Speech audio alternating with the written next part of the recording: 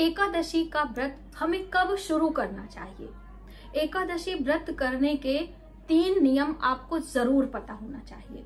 एकादशी व्रत का उद्यापन हमें कैसे करना चाहिए और एकादशी व्रत यदि आप नहीं कर सकते हैं तो उस दिन क्या क्या सावधानियां व्रत करते हुए आप एकादशी व्रत का लाभ भी ले सकते हैं। दोस्तों, सबका स्वास्थ्य अपना अपना अलग होता है, तो बहुत सारी चीजें हम चाह के भी नहीं कर सकते हैं। आपकी स्थितियां परिस्थितियां ऐसी नहीं होती हैं कि आप हर काम कर पाएं, तो ऐसे में कुछ विशेष सावधानियां यदि आप बरतते हैं तो आप एकादशी का लाभ ले सकते हैं। नमस्कार, वेलकम टू माय चैनल। मैं हूं मनीषा। दोस्तों, यदि आपने अभी तक हमारे चैनल को सब्सक्राइब नहीं किया है तो प्लीज सब्सक्राइब कर ले, बेल आइकन को प्रेस कर दे, जिससे वीडियो की सभी नोटिफिकेशन आपको सबसे पहले प्राप्त हो। और आज की वीडियो बिल्कुल स्पेशल है, आप सबके रिक्वेस्ट पर है। एकादशी व्रत करने के नियम क्या है वो तो हम आपको बताएंगे ही। एकादशी का व्रत हम कब शुरू करें, ज्यादातर कंफ्यूजन होता है। और एकादशी व्रत करने के वो खास नियम कौन से हैं जिससे आपके एकादशी व्रत करने का पूरा पुण्यफल आपको ही प्राप्त हो। साथ ही यदि आप उद्यापन करना चाहते हैं तो वो भी हम थोड़ी बहुत जानकारी आपको देंगे। तो चलिए देर न करते हुए वीडियो की शुरुआत करते हैं। दोस्तों, आप सभी एकादशी का व्रत अवश्य करें। जैसे कि हर वीडियो में मैं आपको फोर्स करती हूँ कि आप कोई व्रत करें या ना करें, लेकिन आप एकादशी का व्रत करें। लेकिन जब आप सोच लेते हैं तो मन में ये ख्याल आता है कि हम कब से शुरू करें। तो देखिए, यदि हम नियमों की बात करें तो पूरे वर्ष में 12 महीने होते हैं और हर महीने में 2 एकादशी आती है, शुक्ल पक्ष में और कृष्ण पक्ष में। तो आपको 12 महीने के हिसाब से कुल 24 एकादशी मिलती है। शुक्ल पक्ष और कृष्ण पक्ष के अनुसार 24 एकादशियां हो जाती हैं। यदि हम अधिक मास भी उसमें ऐड कर देते हैं तो हमारी 26 एकादशियां हो जाती हैं। अब इन 26 एकादशियों में एकादशी व्रत की उत्पत्ति जिस दिन हुई थी, जिसे उत्पन्ना एकादशी के नाम से जाना जाता है, तो माता एकादशी का जो उत्पन्ना एकादशी है उसी दिन से व्रत की शुरुआत करनी चाहिए। लेकिन अब वो वर्ष में एक बारी आती है और आपका दिल कर रहा, हर एकादशी अपने आप में अलग अलग मनोकामना पूर्ति के लिए भी होती है। पूरे वर्ष में जो हमारी 24 एकादशियां होती हैं वो अलग अलग कामना पूर्ति के लिए होती हैं और आपके मन में हो रहा है कि हम कब से शुरू करें, तो आप किसी भी एकादशी व्रत से शुरुआत कर सकते हैं। जैसे कि हम बात करें कार्तिक मास से, हम बात करें अभी वैशाख मास की शुक्ल पक्ष की जो ये मोहिनी एकादशी है उससे आप शुरुआत कर सकते हैं, या आप माघ महीने का जो एकादशी होता है उससे भी शुरुआत कर सकते हैं। श्रावण महीने की एकादशी अपने आप में बहुत ही अच्छी होती है। तो आप ज्यादा सोच विचार ना करते हुए जब से आपका दिल करता है आप तभी से एकादशी व्रत का चयन कर। और एक कंफ्यूजन मैं पहले ही दूर कर दूं कि बहुत सारे लोगों के मन में होता है कि हमें कृष्ण पक्ष की एकादशी नहीं करनी चाहिए, शुक्ल पक्ष की एकादशी सुहागन स्त्रियों को करना चाहिए। ऐसा बिल्कुल भी नहीं है।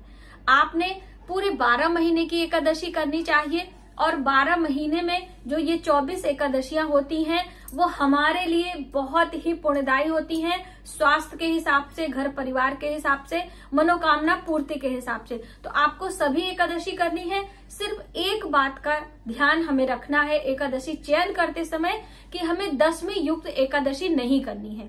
10वीं युक्त एकादशी गृहस्थ मनुष्यों के लिए नहीं होती है।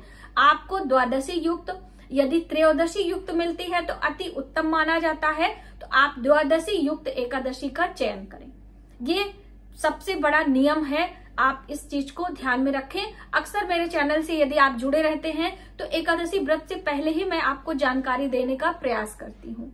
तो ये पहला कंडीशन हो गया। अब दूसरी बात आती है कि एकादशी व्रत करने के वो खास नियम कौन से हैं। अभी आगे हम आपको बताएंगे। यदि आप नहीं भी कर सकते हैं तो क्या क्या करें जिससे कि उसका पुण्यफल प्राप्त हो सके। एकादशी व्रत करने के 3 नियम हैं। जैसे कि 10वीं से ही हमारे एकादशी व्रत की शुरुआत एक प्रकार से हो जाती है, जिसे आप साधारण भाषा में हम जब हरितालिका तीज या करवा चौथ रहते हैं उसे नहाए खाए कहते हैं। हमारे आम बोलचाल की भाषा में उसे नहाए खाए कहते हैं। यानी एक दिन पहले से ही हम अपने मन से तन से शुद्ध रहते हैं, तब हम एकादशी व्रत को पूर्ण निष्ठा और श्रद्धा से कर पाते हैं। तो 10वीं से आप नहाए खाए का प्रारंभ कर लें, यानी कि सात्विक आहार ग्रहण करें, ब्रह्मचर्य का पालन करें, अपने घर में, अपने पूजा मंदिर में अपने देवी देवताओं के पूजा की तैयारी करेंगे। ठीक है, तो अभी जैसे जो साधु सन्यासी है वो तो दशमी को फलाहार करते हैं। ठीक है, जो अपने मंदिर में रहते हैं, पुजारी हो गए, या फिर हम कह ले वैष्णव संप्रदाय के बहुत सारे लोग एक दिन पहले ही फलाहार करते हैं, क्योंकि वो एकादशी पर सिर्फ जल और फल पर रहते हैं। ठीक है, लेकिन हम मनुष्य अपने घर की जिम्मेदारियां निभा रहे हैं, तो इतना हम नहीं कर पाएंगे, तो हमें दशमी पर सात्विक आहार ग्रहण करना। क्या क्या त्यागना है वो एक बार फिर से आप समझ लीजिए। मांस मदिरा तो बिल्कुल लेना ही नहीं है, प्याज लहसुन भी नहीं लेना है, चावल भी नहीं लेना है, और आपको बैंगन, मूली, गाजर ये सारी सब्जियां भी नहीं लेनी है। ठीक है, तो आप इस तरह से दशमी का अपना नियम पालन करें। अब एकादशी पर आप पूजा उपासना करते हुए व्रत करें जल और फल पर जब तक हो सके। फिर आप फलाहार भी कर सकते हो, कुट्टू, सिंघाड़ा, शकरकंदी, जूस, फल, दूध ये सब लेते हुए आप व्रत करें। दूसरे दिन जब हम भगवान विष्णु, माता लक्ष्मी की पूजा कर लेते हैं, शुभ मुहूर्त में हम पारण करते हैं। हरिवासर में पारण नहीं किया जाता है। हर वीडियो में मैं आपको हरिवासर समझाने का प्रयास करती हूँ कि जब एकादशी समाप्त हो जाती है, द्वादशी शुरुआत होती है, उसी समय से हरिवासर प्रारंभ हो जाता है। तो हरिवासर में भगवान की पूजा उपासना मंत्रों का जब कथा श्रवण आदि करना चाहिए, हमें पारण नहीं करना है। ठीक है, तो अभी द्वादशी के शुरुआती 4 से 5 घंटे आपको हरिवासर का समय होता है हर एकादशी में, तो उसको छोड़कर शुभ मुहूर्त में पारण भी करना जरूरी है। और पारण से पहले क्या नियम है कि आपको पूजा के बाद एक ब्राह्मण को भोजन कराना है। अब भोजन हर बारी तो संभव नहीं हो पाएगा, कितना भी नियम हो।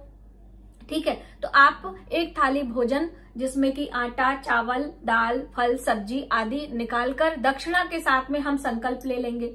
मन में ख्याल आता है कि अब इसे हमें कब देना है, आज ही पहुंचा दे, तो आपको दूसरे दिन, एकादशी के दूसरे दिन, ज्यादातर द्वादशी या त्रयोदशी हो जाता है, तो आप उसी दिन उसको मंदिर में ब्राह्मणों के निमित्त हमें भोजन का दान करना होता है। वो हमारे लिए ज्यादा कल्याणकारी है। अब आपकी स्थितियां, परिस्थितियां उतनी अच्छी नहीं है, आपके घर में कम लोग हैं, आप नहीं जा पा रहे हैं, ऐसी स्थिति में आपने कोई फल कुछ भी निकालकर गौ माता को भी खिला सकते हैं। आप कोई दक्षिणा निकाल के एक गुल्लक बना ले और उसमें हर एकादशी पर 50 रुपए, 20 रुपए आप सोच के मान के चलिए कि इतने में एक व्यक्ति का भोजन आ जाएगा। उतना गुल्लक में पैसे आप डालते जाइए। फिर आप 6 महीने में, 2 महीने में, 5 महीने में उस गुल्लक को तोड़कर पैसे को लेकर कुछ खाने पीने की ही वस्तु आपको मंदिर में दान करनी है। ठीक है, तो ये आपका एक प्रकार से उसके बिहाफ पे हो जाता है कि हमने भाई ब्राह्मण भोजन नहीं कराया है, तो आप हो गया। अब हम जब गरीबों की मदद करते हैं, किसी जरूरतमंद को उनकी जरूरत की चीजें देते हैं, वो दान के अंतर्गत नहीं आती है, हम सिर्फ उनके मदद करते हैं। तो आप ब्राह्मण दान और मदद में अंतर थोड़ा सा समझ लीजिए। अब बात आती है कि हम ये नियम तो सारे हो गए, अब व्रत नहीं कर पा रहे हैं। ठीक है, व्रत नहीं कर पा रहे हैं तो हम कैसे करें? व्रत न कर पाने पर आप उस दिन भगवान विष्णु, माता लक्ष्मी की हर एकादशी पर पूजा की जाती है। एक अखंड दीपक रात्रि जागरण के लिए रखा जाता है। दूसरी अहम बात, इस दिन सूर्य देव को भी हमें जल देना चाहिए। अपने घर में चोरी, चुगली, निंदा आदि से बचते हुए पूरे दिन भगवान विष्णु के मंत्रों का मनन, चिंतन, कथा श्रवण आदि करना चाहिए। व्रत नहीं कर पा रहे हैं इस दिन चावल ना खाएं, एक अनाज का सेवन करें, यानी कि आप पराठा, सब्जी, हलवा, पूरी ऐसा कुछ भी खा लें, नमक भी खा लें, यानी कि बहुत सारी चीजों को आप ना खाएं। ऐसा खाएं जिससे आप अपनी दवाइयों को भी ले सकें, आपका स्वास्थ्य भी अच्छा रहे। इस तरह से भी आप धीरे धीरे यदि आप श्रद्धा पूर्वक एकादशी के दिन अपनाते हैं तो आपके लिए अच्छा होगा। चावल बिल्कुल भी नहीं हमें बनाना चाहिए और ना ही चावल खाना चाहिए। अब आपके घर में बच्चे हैं, कोई बात है तो एक अलग बात है, लेकिन आप नियम बना लें तो आपके लिए अच्छा होगा। तो मुझे उम्मीद है कि ये एकादशी व्रत करने का नियम आपको पता चल गया होगा और आप पूर्ण श्रद्धा भाव से पूरे 12 महीने की 24 एकादशियां और 2 अधिक मास की 26 एकादशियों का व्रत करते हुए भगवान विष्णु, माता लक्ष्मी की कृपा। उद्यापन विधि अगले वीडियो में, क्योंकि वीडियो बहुत लंबी हो जा रही है, तो आज की वीडियो में बस इतना ही। यदि हमारी जानकारी आपको थोड़ी सी भी हेल्पफुल लगे तो प्लीज वीडियो को ज्यादा से ज्यादा लोगों में शेयर करें। आने वाले वीडियो के लिए सब्सक्राइब करें। मिलते हैं एक नई जानकारी के साथ नए वीडियो में। तब तक आप अपने परिवार का ख्याल रखें। जय माता।